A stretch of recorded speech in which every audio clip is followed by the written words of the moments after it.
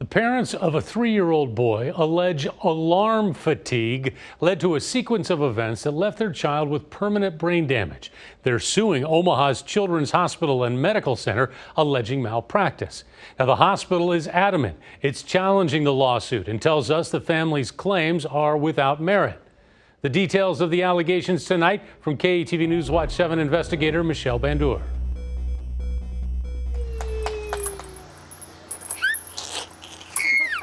A toddler on a swing brings pure joy, but Brian and Jennifer Henning say they'll never really know how their son feels. I've never heard my own son say dad. I don't hear his voice. He doesn't talk to me. Unlike most 3-year-olds, Connor can't express himself. He has cerebral palsy.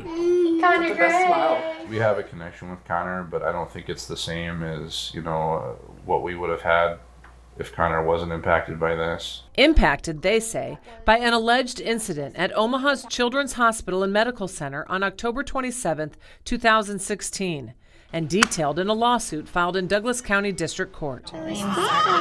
Oh my! Connor was born premature 7 weeks earlier on September 7th, 31 weeks into Jennifer's pregnancy.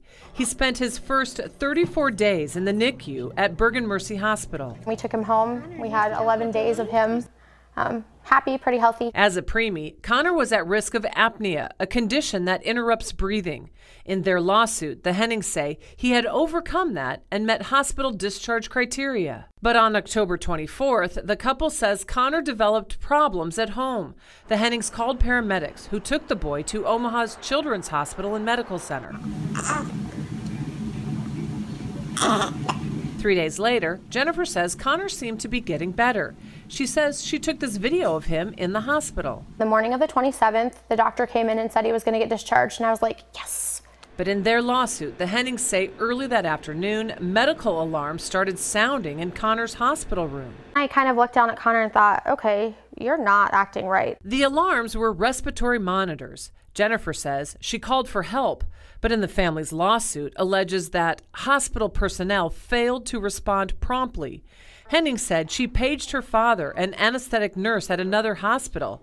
He called back 2 minutes later. Get off your effing ass. That's an alarm. It's an emergency. In their lawsuit, the Hennings say more time passed. I was just screaming, help, help, help, help. The Hennings allege the alarm sounded at least 4 minutes before nurses arrived in the room, and they contend that delay caused oxygen deprivation to Connor's brain, resulting in cerebral palsy and permanent disability. In their lawsuit, the Hennings say life-saving alarms put on their premature baby were ignored due to a medical issue called alarm fatigue.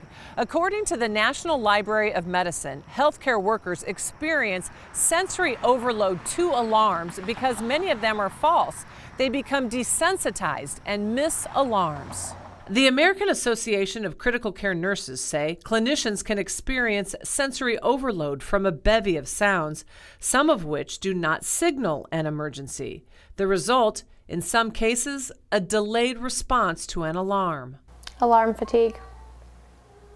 How do you put a price on any of that? You can't. There's no amount of money in the world that you could give me to sacrifice those freedoms and those experiences. They're invaluable. Children's Hospital says the allegations are completely without merit. In a statement emailed to us Friday, the hospital said it is in strict compliance with patient safety guidelines on alarm fatigue, and alarm education is part of annual training for all nurses. What was the response time when Connor's alarm started sounding that day? Yeah, as I had mentioned, I'm not able to give any of the details of a case.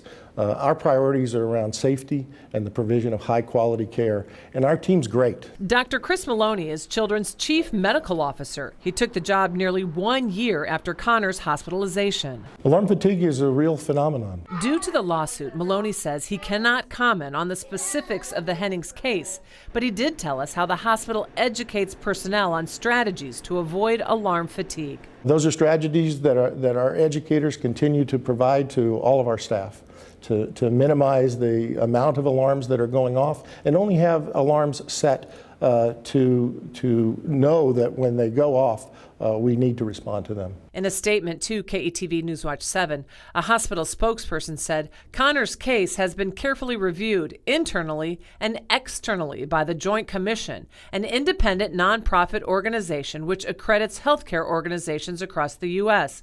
Children said the Joint Commission found no reason to take action in this matter. The hospital also says it will address this litigation through the legal process. More importantly, it says, we stand firmly behind our expert pediatric medical team and the care they provided to this child. What did you learn from the Hennings case? Well, we learned that we're a very good organization. We provide safe, high-quality care, that our team members come here. They're very proud to come to work. We'll never know who Connor was meant to be. Before October 27, 2016, the Hennings say their son was active, able to hold up his head, take bottles, and had bright eyes.